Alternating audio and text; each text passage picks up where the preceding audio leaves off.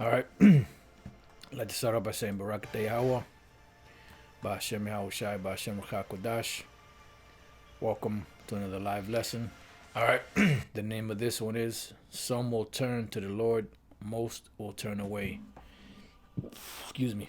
This is a title that came to me earlier, and I put a few precepts together to kind of go into it because that title that came, into my mind earlier is kind of heavy because that's how it's going to be in these times. You're going to have the Israel of the Most High who's going to turn to Yahweh Bashem Yahushai, which are going to be really a few in comparison to the majority of Israel out there.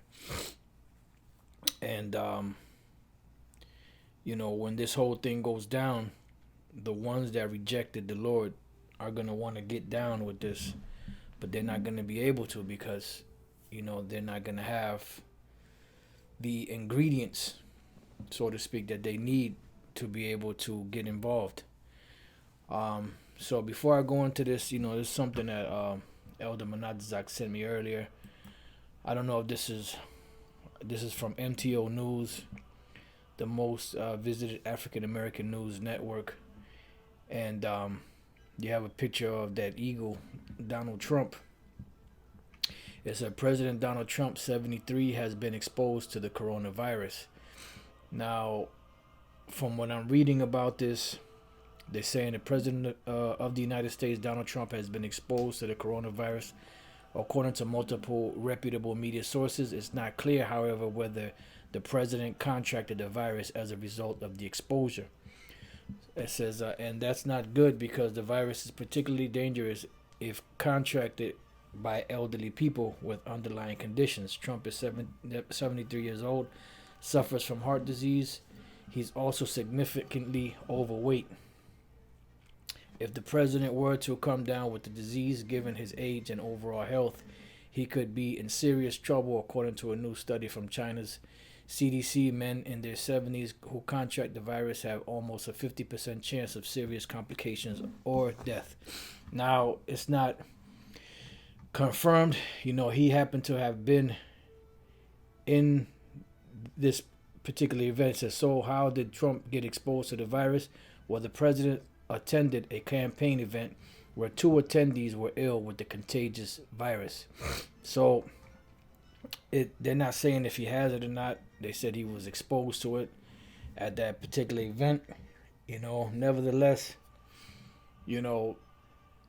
everything right now that we're seeing is gearing more and more to them, pretty much quarantining the world because of this so-called, pandemic, this so-called virus. So it remains to be seen what's going to happen, with this whole situation. But this is a very good scenario for them to use, to be able to implement that mark of the beast, to be able to cancel the elections, and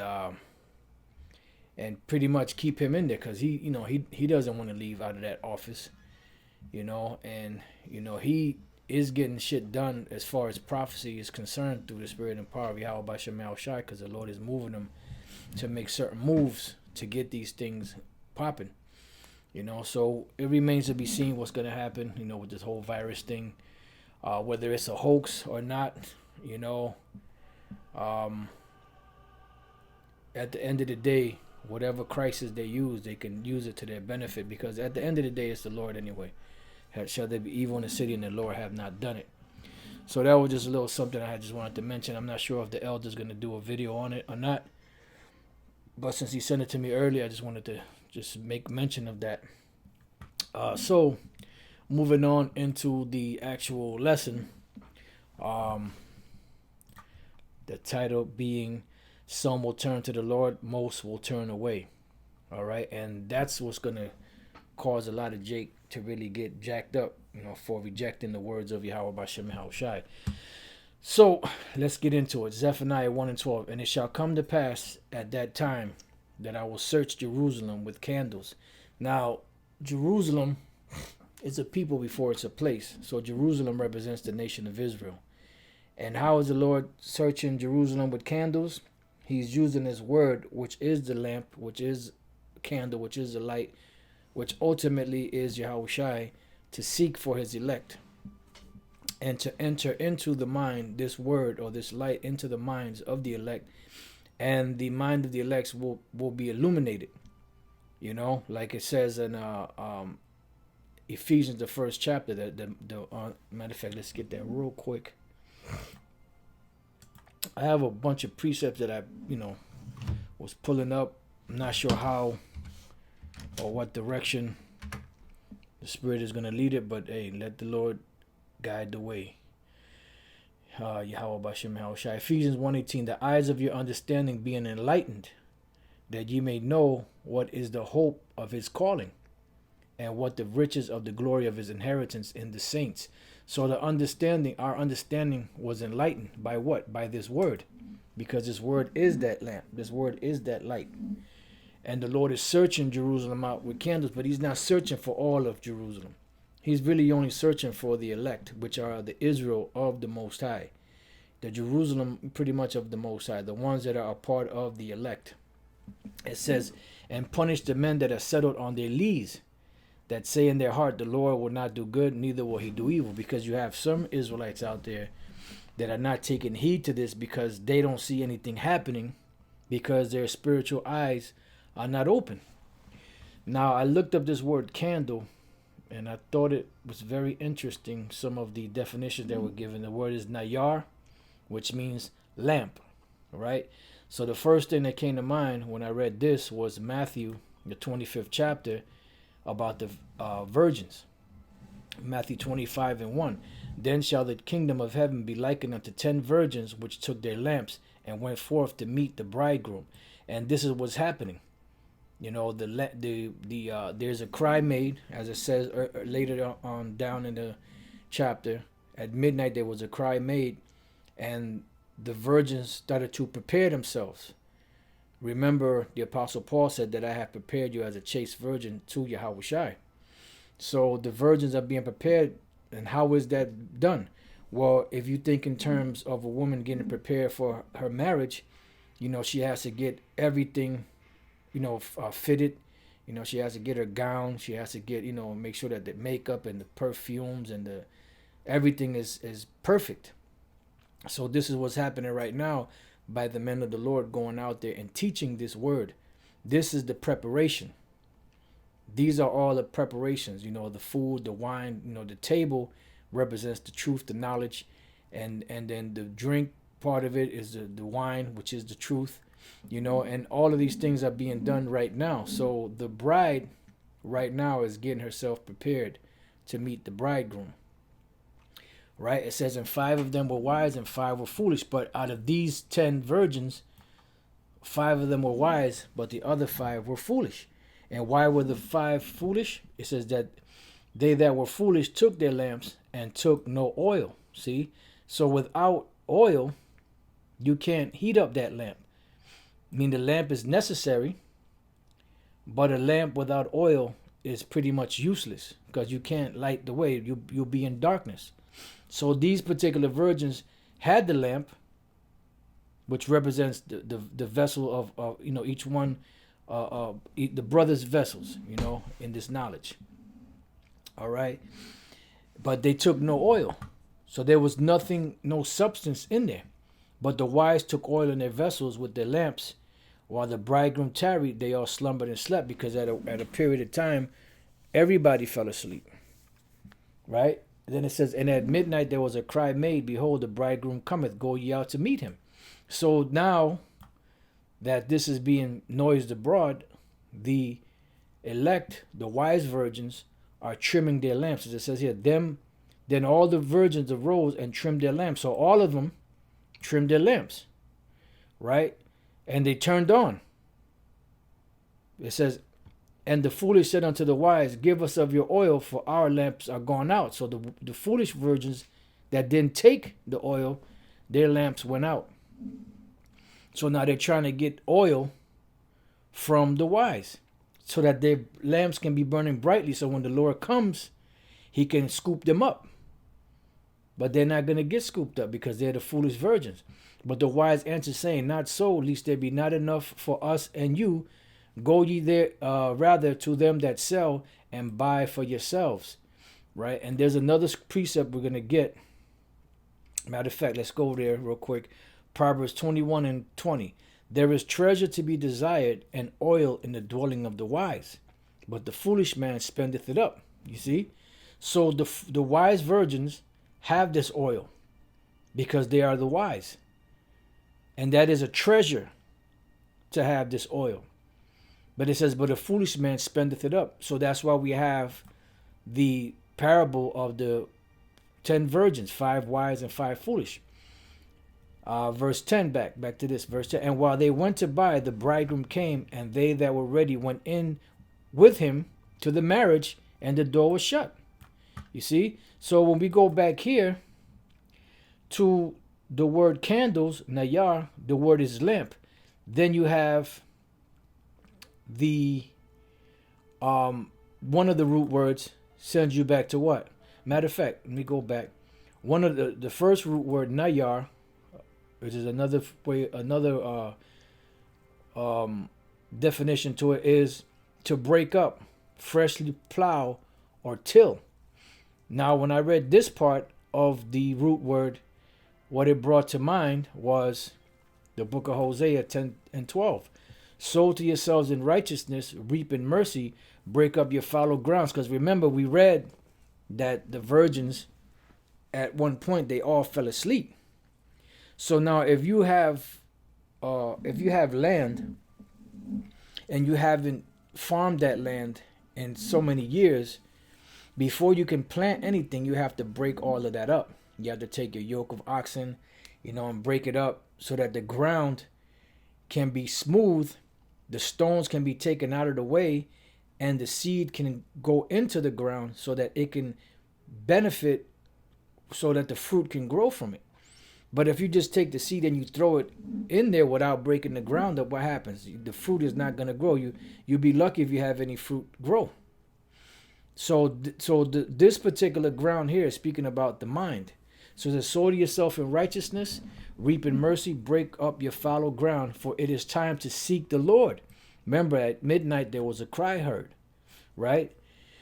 Till he come and rain righteousness upon you. Because when the Lord rains righteousness upon the elect, what happens? They're sealed. You have plowed wickedness. This is dealing with 2/3 of Israel. You have reaped iniquity. You have eaten the fruit of lies, because thou didst trust in thy way in the multitude of thy mighty men. Therefore shall a tumult arise among you, among thy people, and thy fortresses shall be spoiled, as Shalman spoiled Beth Arbel in the day of battle. The mother was dashed in pieces upon her children. So there's going to be, that's what the scripture says, there's going to be weeping and gnashing of teeth, because a lot of Israelites that don't accept this truth will be put to death by the Lord.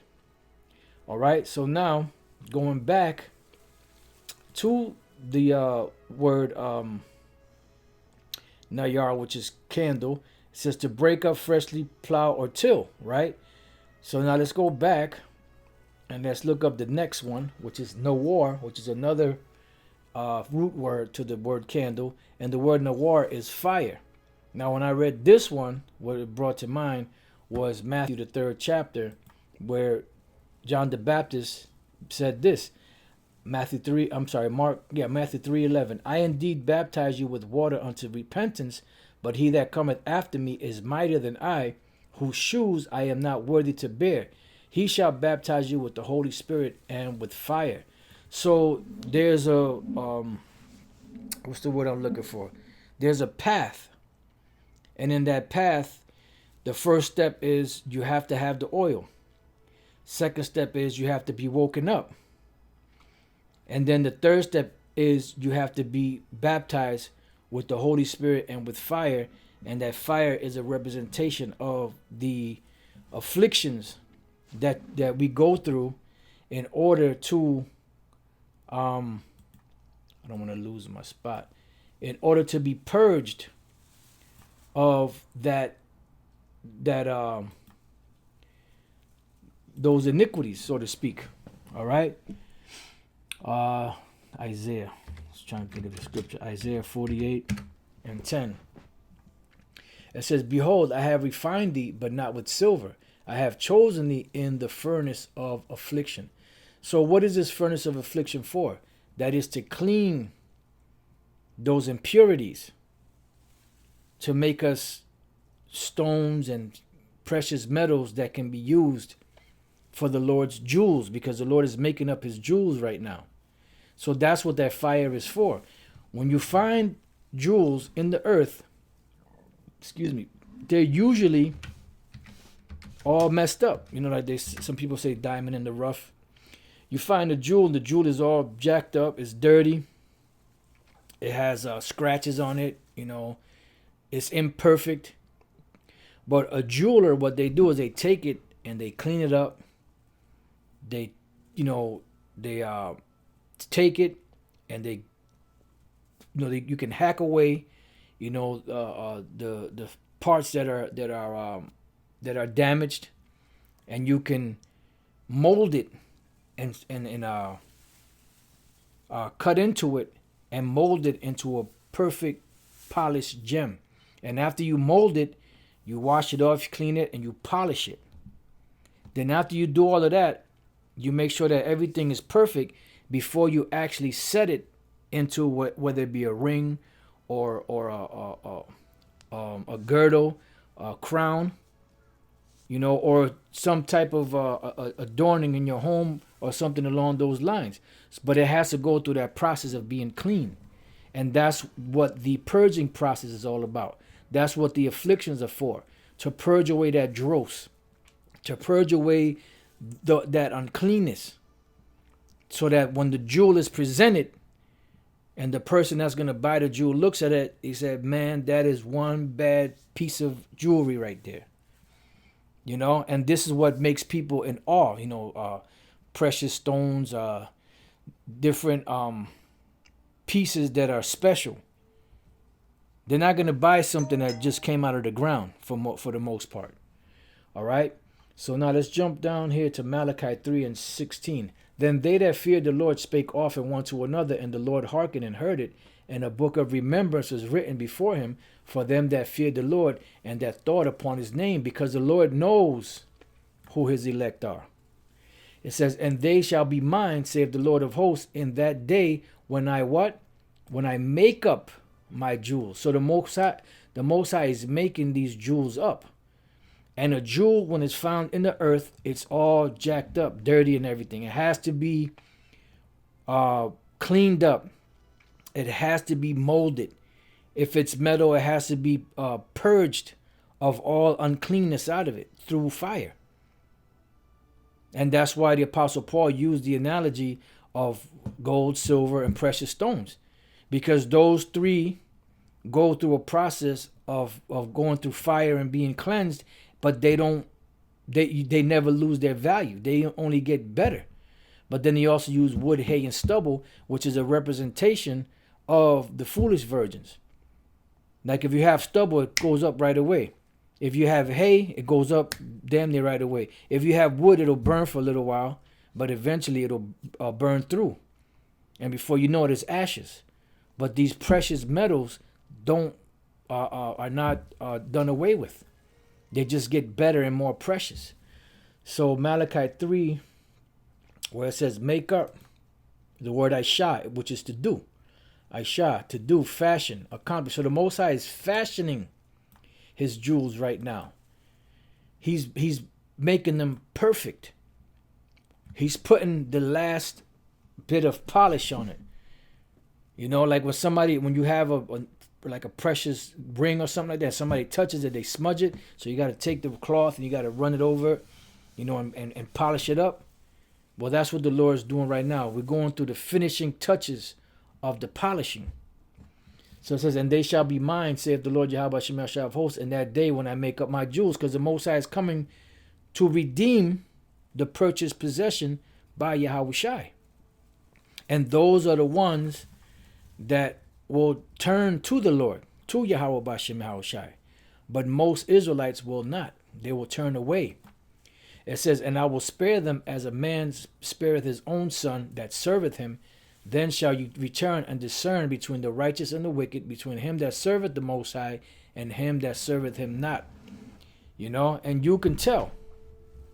You could tell. The scriptures say, you know, you shall know a tree by its fruits. A good tree can't bring forth bad fruit. Neither can a bad tree bring forth good fruit. All right. So now that we dealt with that, let's go. Let's see. Let's go to Revelation 3. Revelation 3:1. And unto the angel of the church in Sardis write, these things saith he that hath the seven spirits of the Most High and the seven stars. I know thy works, that thou hast a name, that thou livest and art dead. Be watchful and strengthen the things which remain, that are ready to die, for I have not found thy works perfect before the Most High. Remember therefore, so these are individuals that did good things, but they still had other things that they had to work on.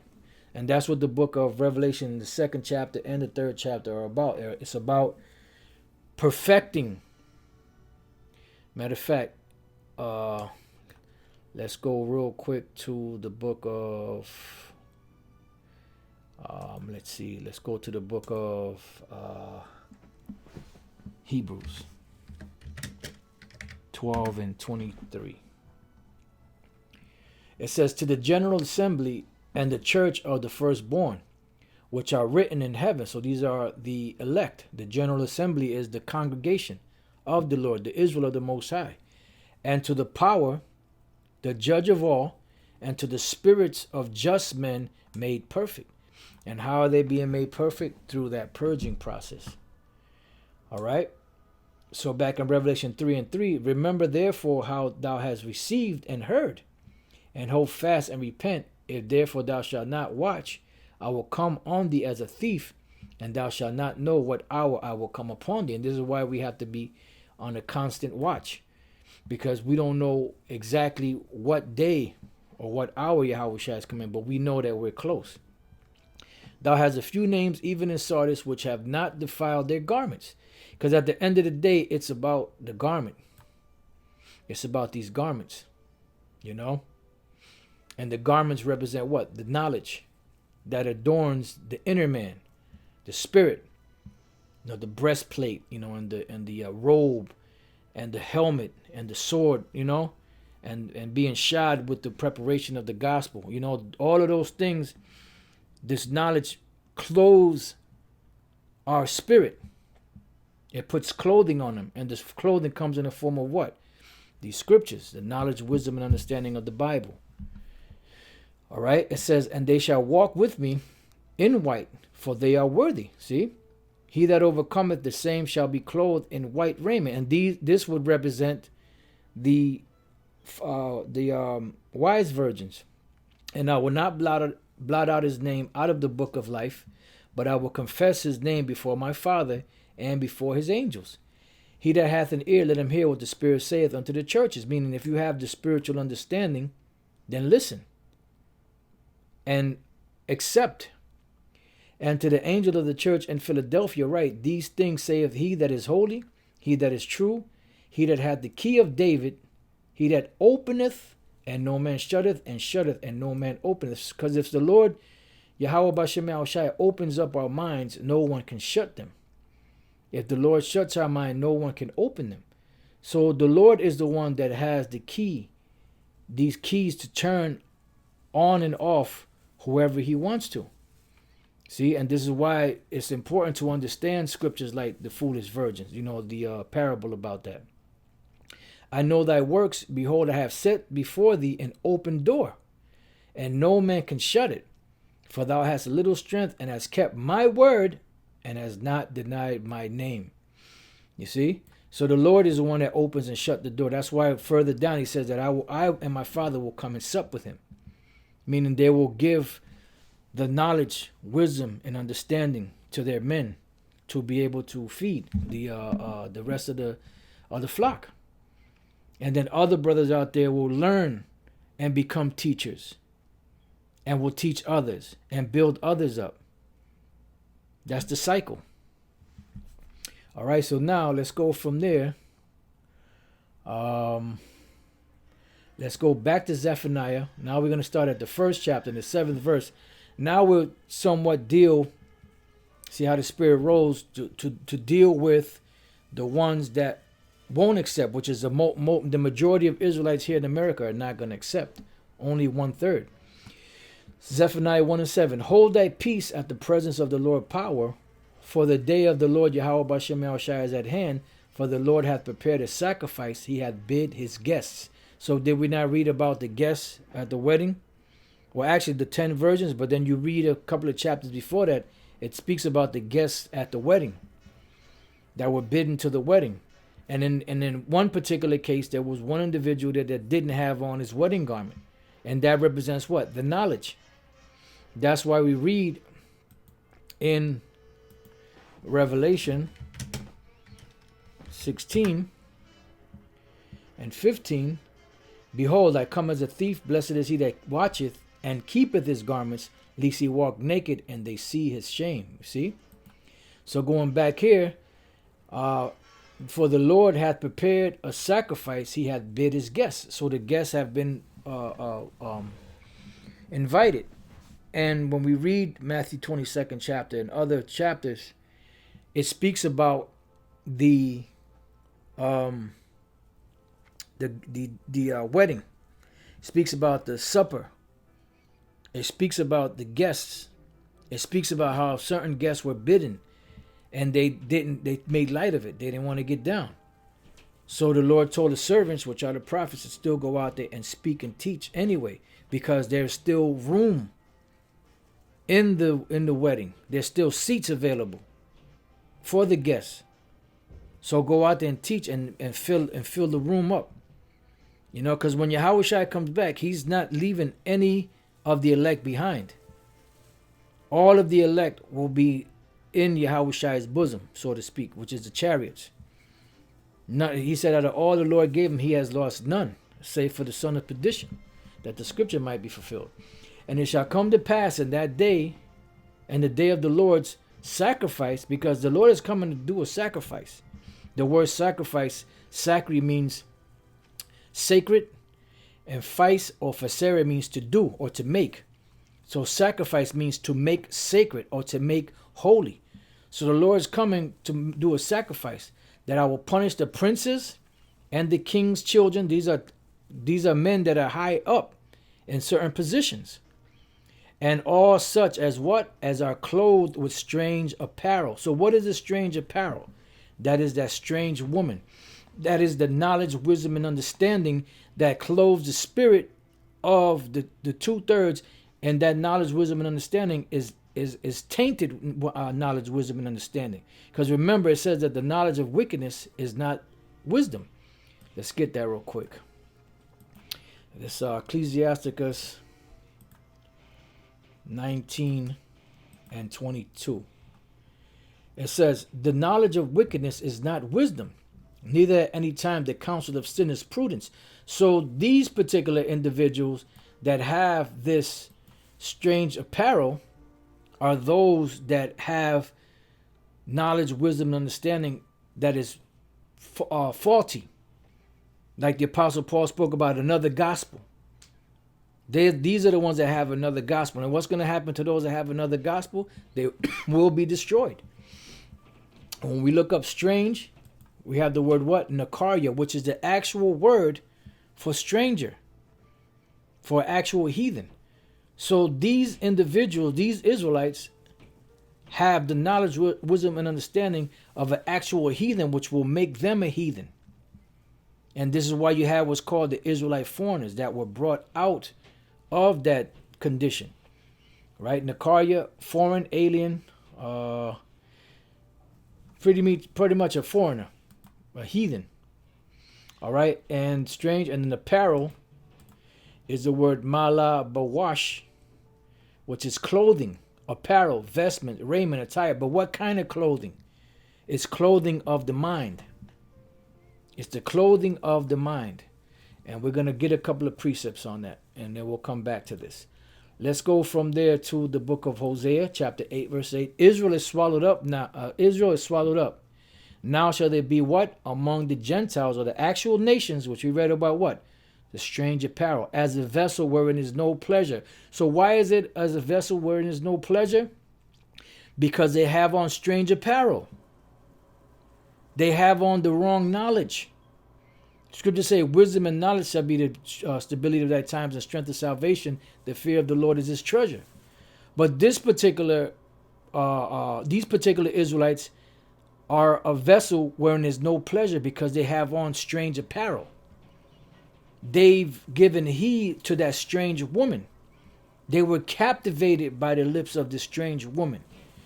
They were led astray down the wrong path because they weren't a part of the truth. They weren't a part of those wise virgins. They were the foolish virgins. And this is why Yahushua said, matter of fact, let me get that real quick.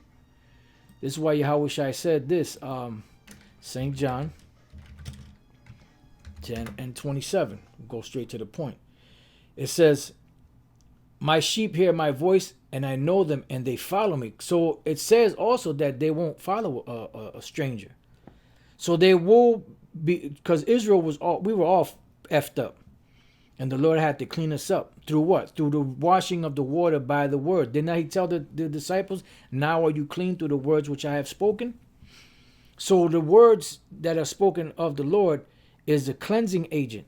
The Lord said he healed them by his words. But there's also words out there that can corrupt and dirty up the spirit, so to speak, and put strange apparel on Jake.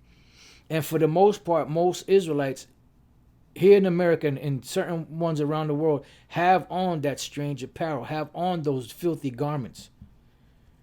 You see? So now let's go from there to the book of Genesis 3 and 6. And when the woman saw that the tree was good for food, and that it was pleasant to the eyes, and a tree to be desired to make one wise, she took of the fruit thereof, and did eat, and gave also unto her husband with her, and he did eat. So what happened? This knowledge that they partook of turned them from that perfect state that they were in to becoming unclean. And listen to what they say. And the eyes of both of them were opened, and they knew that they were naked, meaning they knew that they had committed iniquity. They knew that they had committed sin. That's what we read in Revelation 16 about the garments. And if you don't have the garments, you'll be naked.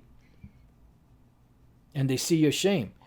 So it says what? Excuse me. With that knowledge that they got, and they sewed fig leaves together and made themselves aprons. So they took on the customs of these nations. And in some cases, you see Jake, they'll put on the actual garb of these nations. They'll put on the garb of a Muslim, or they'll put on the garb of a Hamite. They'll take on the customs and the knowledge, so-called knowledge, wisdom, and understanding of these particular philosophies that they get into. When the Most High said he's married to us. Okay? So now let's jump from there. Let's see what else we got. Let's go back to Zephaniah 1, and I'll read that again. And it shall come to pass in that day, in the day of the Lord's sacrifice, that I will punish the princes and the king's children, and all such as are clothed with strange apparel. In that same day also will I punish those that leap on the threshold, which fill their masters' houses with violence and deceit. Because that's all Jake is doing. When they back in Esau, like you see these so-called black women and so-called black men and so-called Latino men, Latino women that's all up in the Congress and all that, helping Esau. All they're doing is strengthening the master's house with violence and deceit, because this whole society is a society of violence and a society of deceit. So the Lord said he's going to punish those. It says, and it shall come to pass in that day, saith the Lord, that there shall be a noise of a cry from the fish gate, and an howling from the second, and a great crashing from the hills, because financially things are going to get bad. They're already bad, but they're going to get worse. Remember Jacob's trouble. It says, how ye inhabitants of Maktesh, and Maktesh was a merchant street in the ancient world where they used to sell wares. They used to come together and sell their wares there.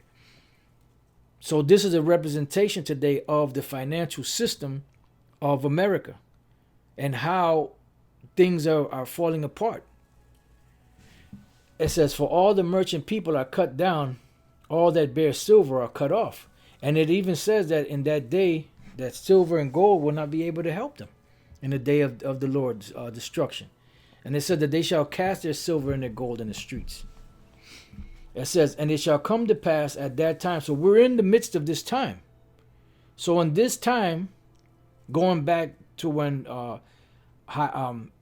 Abba Bivens and the King Mashai and High Priest Ariah, High Priest Jacob, and the rest of the high priests and the men of the Lord came, this was the midst of the Lord using Elder Abba Bivens to wake Jake back up, to bring him back to their nationality, because they had lost it. But the Lord caused certain men to get it back.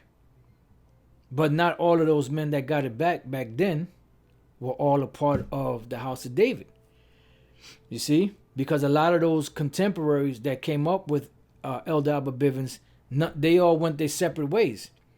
They all stayed just in the Old Testament. That's what you have today. You have Jakes that know that they're Israelites, but they only deal with the Old Testament. And that would be a part of the foolish virgins. But the Lord made that path, the narrow path, to get the whole book. So now in the midst of all that, and it shall come to pass at that time that I will search Jerusalem with candles and punish the men that are settled on their lees, that say in their heart, the Lord will not do good, neither will he do evil. So the Lord is searching out Jerusalem to gather the elect and to punish the 2/3 here in America. And how is he doing that? By setting up a standard, which is the Bible. Let's go to Psalms chapter 60 and 4. Thou hast given a banner to them that fear thee, that it may be displayed because of the truth. Selah. So this truth, this knowledge, this is the banner. This is the standard that the Most High is setting up to gather the elect from the four winds of the earth. Isaiah 58 and 1. Cry aloud, spare not, lift up thy voice like a trumpet, and show my people their transgression, and the house of Jacob their sins. Because like Elder Apostle Tar said, you can't just tell Jake, keep the laws, keep the laws, keep the laws, stop breaking the laws. Stop breaking the laws if you don't tell them what the laws are. So you got to curse them out, but you also got to tell them what they're doing wrong and where to find what. All right, Scripture said, "Do not commit adultery." What is adultery? When a man lays down with another married man's woman, or a married woman laying down with another man. All right. Because a man can have more than one woman. I don't know if they went up there and told you. So, in order for you to tell Jake, stop breaking the laws, you got to tell him what the laws are. You can't eat certain things. Because in the Bible, it gives us a list, a dietary law of what we could eat and what we can't eat. And the Lord did this because we are a holy people. And the Lord holds us to higher standards than he holds these other nations to. All right, so now let's go back to, let's see, we read Zephaniah. Now let's go to Isaiah 19 and 16. In that day, Egypt shall be like unto women, because there's going to be something devastating that's going to happen where even the men are going to act like women. And you see how they got these men soft as hell, soft body men and shit out here, all effeminate, all sweet and emotional, all, just dripping with fucking Tootsie Roll juice and honey. Salaki. I had to tell it like it is. So when that time comes, these men are gonna be running down the street like women, man. Switching and shit, running down the street. It's disgusting, man. And they shall be afraid and fear because of the shaking of the hand of the Lord of hosts, which he shaketh over. So that shaking is what? these different prophecies popping off. The words or the men of the Lord out there teaching this word. People actually starting to see what, what we've been speaking about prophecy wise, because the Lord is making the prophecies pop like popcorn. And the land of Judah shall be a terror unto Egypt. Everyone that maketh mention thereof shall be afraid in himself. And that's what's happening right now. And that's why Esau is on the attack. Trying to dissuade people from getting involved with the Israelite thing, the truth, because they are afraid, because they see that these things are actually happening. At one time, they really didn't mess with us that much, but now they're on a total attack of the truth, because they see that, man, this thing, no matter what we do, it just keeps going forward, because this is not of men, this is of Yahweh Bashem Yahweh Shai, because of the counsel of the Lord of hosts, which he had determined against it. So this is the counsel of the Lord that's happening. The prophecies are speaking because it's the counsel of the Lord. The elect are being sealed because it's the counsel of the Lord. The 2/3 are being sealed for destruction because it's the counsel of the Lord. And it's moving. In that day shall 5 cities in the land of Egypt speak the language of Canaan. What is the language of Canaan? Apostle Tar does it all the time. You type on Google Images, the language of Canaan. What are you going to get? The Paleo-Hebrew. And different variations, but it all goes back to the Hebrew. And this is what's happening now. Brothers are getting into the Hebrew. They're reading the Torah. They're doing the Sabbath service. I just finished watching the young elder Kazak out there in Mississippi with the other brother, Salaki brother. I forgot the brother's name, the Gadite looking brother. And they were doing a lesson, and he said that, brothers are this truth is getting more and more intense. He said brothers are reading the Hebrew. They're getting a lot better at the Hebrew because they've been practicing it. So this is prophecy. Why? Because it's the counsel of the Lord. And swear to the Lord of hosts, one shall be called the city of destruction. In that day shall there be an altar to the Lord Yahweh Bashem Yahweh Shai in the midst of the land of Egypt. Egypt spiritually represents America. We go to Revelation 11:8 for that. So this altar represents what? The truth. There's a table, and you have things on it. The Bible and the Torah, the menorah, the ram's horn. But ultimately, the truth that's being taught, the doctrine, the proper doctrine. It says, and a pillar at the border thereof to the Lord, because this pillar is what? A stronghold. And knowledge and wisdom shall be the stability of that times and strength of salvation. This is the stronghold. This knowledge. In the book of Jeremiah, it says, enter into the defense cities. Back then, you had walls around the cities that you would enter into. But in this time, the defense cities represent what? Our nationality. Judah, Benjamin, Levi, Simeon, so on and so forth. The tribes. That's where we're supposed to be running to. The secret place of the Most High. Psalms 91, because the elect will be delivered because of that. It pleased the Lord by the foolishness of preaching to save them which believe not. Which believe. It says, and it shall be for a sign and for a witness unto the Lord of hosts in the land of Egypt, for they shall cry unto the Lord because of the oppressors. And he shall send them a Savior, which is Yahweh Shai, and a great one, and he shall deliver them. And this is what we're waiting for. But it says that the slain of the Lord shall be many. Why? Because a lot of them are not going to accept it. Let's go to Proverbs. Let's go to Proverbs. What the hell is going on here? Okay, let's go to Proverbs 1:30. They would none of my counsel. They despise all my reproof. Therefore shall they eat of the fruit of their own way and be filled with their own devices.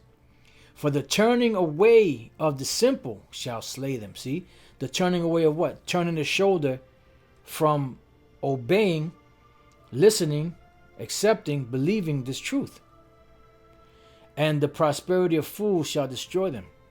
Because a lot of them are turning to these FRNs and a better life than to be in that Moses spirit, to give up the riches of this particular kingdom and looking forward to the riches that are coming in the kingdom of heaven. Whoo, man. But whoso hearkeneth unto me shall dwell safely and shall be quiet from fear of evil. Romans 16:17. Now I beseech you, brethren, mark them which cause division and offenses contrary to the doctrine which you have learned, and avoid them. Why? For they that are such serve not our Lord Yahushua, but their own belly, and by good words and fair speeches deceive the hearts of the simple. And that's another doctrine, another gospel, another that strange apparel. All right. Now let's jump to, what do we got here? 2 Peter 2:1.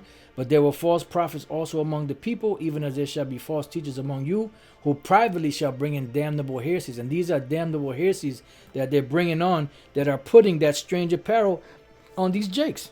They're waking them up and putting them to sleep at the same time. That's Micah 3:1. Even denying the Lord that bought them, and bring upon themselves swift destruction, because at the end of it all, they will be judged. Remember, it said that those that knew will be beaten with more stripes, and those that didn't know shall be beaten with less stripes.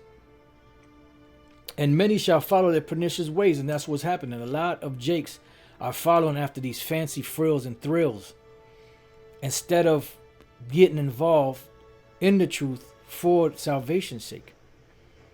But that's the point. The point of it all is that you have the 5 virgins that are wise, and you have the 5 virgins that are foolish. And that's why, like the name of the lesson that the Spirit gave me the title for, some will turn to the Lord, most will turn away. All right. It says, and many shall follow their pernicious ways, by reason of whom the way of truth shall be evil spoken of. And this is why they will be destroyed and follow their pernicious ways, because the way of truth is being evil spoken of. And they have those itching ears, and they have those, we want to hear smooth things. They want to hear lies. And through covetousness shall they with feigned words make merchandise of you. And a lot of these jakes out here, a lot of these jakes out here are being taken by the gimmicks, and they're being used. I ain't going to mention no camps. I mentioned one, the ICGJC, Comfy and them. They were getting used. And there's others, but I ain't going to talk about that. They're getting used, being made merchandise of. You see? And they're not giving them the whole book, the whole roll. Whose judgment now of a long time lingereth not, and their damnation slumbereth not. Okay, so we read this. We're set with that. I'll leave you with 2 more precepts. Let's go first to Matthew 13. Matter of fact, let me hold on to that. No, you know what? Yeah, let me go to Matthew 13. Just bear with me while I find the verse.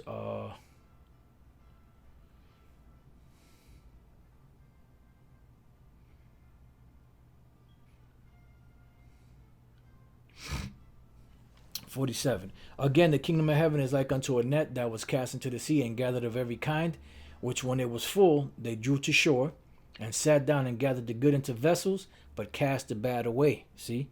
And this is the foolish virgins are getting cast away, and the good wise virgins are being kept and being polished like those gems and those precious metals and precious stones. So shall it be at the end of the world. The angel shall come forth and sever the wicked from among the just, and shall cast them into a furnace of fire, which is the America being totally engulfed in flames by the nuclear missiles and the fire from the chariots. There shall be wailing and gnashing of teeth. And the last precept I want to leave you with is the book of 2 Thessalonians, the 2nd chapter. I'll start at 8. It says, and then shall that wicked be revealed, whom the Lord shall consume with the spirit of his mouth, which is the prophets revealing the wicked, who the wicked is. Who's the wicked? Esau. Who's the Esau, the Edomites, the so-called white men? They are the wicked. But you have some Israelites that do look like so-called white people. They look like the wicked, but their spirit and their seed line goes back to Israel, whether it be a so-called Negro or Latino or Native American Indian. You see? So there's a big controversy with that. And shall destroy with the brightness of his coming. Because after enough warning goes out, then comes the judgment, which is destruction. Yep, that's right, brother. GMS Loyalty, we are not perfect yet. Yep, but we will be perfected in the kingdom of heaven. That's right. That's why we're looking for mercy. Even him who's coming is after the working of Satan with all power and signs of lying wonders. Who's this? Esau. The so-called white man. This is who this is speaking about. They're coming after the working of Satan.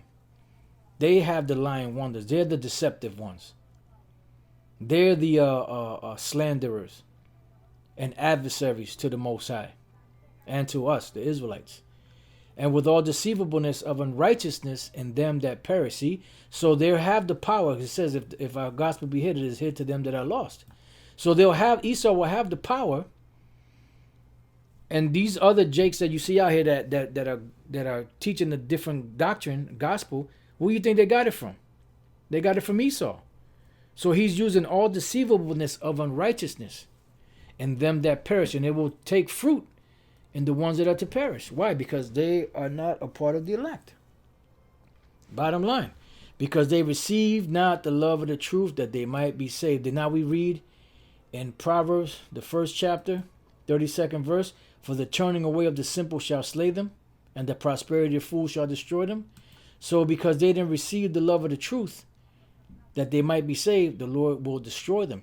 And for this cause the Most High shall send them strong delusion that they should believe a lie. So those jakes you see out there that are caught into that homosexual thing, that are caught into transgenderism and, the transformers and the lesbians and, all of that, people that are caught up into Islam, that are caught up into the Roman Catholic Church, Pentecostal Church, these different churches, these different philosophies, these Hamitic deities, the Moorish, all of them different philosophies out there, they were given over to strong delusion that they may believe a lie, because the Lord is not going to save them in this time. But in the kingdom they'll be all right.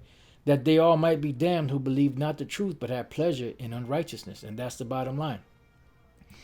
So that's why some will turn to the Lord, Yahweh Bashem Yahushai. Most will turn away.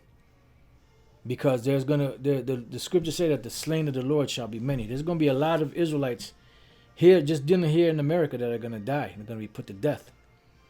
Because they're already sealed for that fate.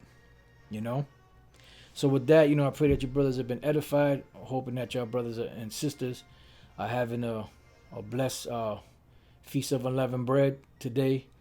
And Lord's will, you've been edified by this lesson. Until the next time I say, Shalom.